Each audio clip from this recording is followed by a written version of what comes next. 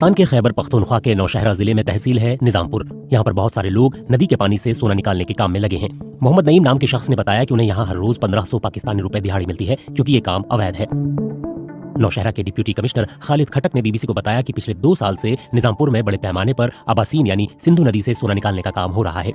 ऐसा करना गैर कानूनी है, फिर भी यहाँ बड़ी मशीनों और कई मजदूरों की मदद से ये काम जारी है। नौशहरा के जहांगीरा इलाके की आबादी तकरीबन 3 लाख है। यहाँ के लोग वैसे तो फौज की सीमेंट फैक्ट्री, सिक्योरिटी कंपनी और ट्रांसपोर्ट में मेहनत मजदूरी करते हैं, लेकिन पिछले 2 साल में हजारों लोग सिंधु नदी से सोना निकालने के काम में लग गए हैं। ये लोग खुलकर कहने से बचते हैं, लेकिन ये भी कहते हैं कि कुछ बड़े लोग इस काम में लगे हुए हैं।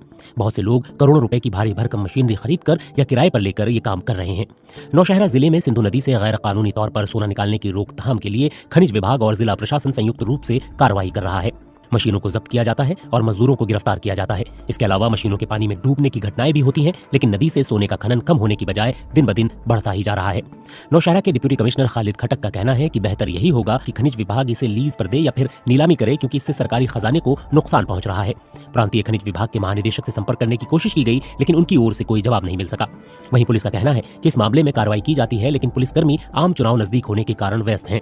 एक तो ये काम बड़े इलाके में हो रहा है, ऊपर से भारी भरकम मशीनों को जब्त करके थाने ले जाना भी बड़ी चुनौती है। अब निजामपुर में सिंधु नदी के अलावा जहांगीरा और स्वाबी जिले में कुंड पार्क के पास के इलाकों के साथ साथ पंजाब के अटक में सिंधु नदी के पानी से भी सोना निकालने का अवैध काम शुरू हो गया है। पेशावर विश्वविद्यालय के भूविज्ञान विभाग के एसोसिएट प्रोफेसर डॉक्टर असगर ने सिंधु नदी और काबुल नदी के संगम पर एक जियोफिजिकल सर्वे किया था। उन्होंने बताया, चट्टानों का रूप ले चुके लावे में कई धातुएं होती हैं। ग्लेशियर टूटने, तेज बारिश या बाढ़ के कारण ये धातु कण नदी के पानी में मिलकर बह जाते हैं।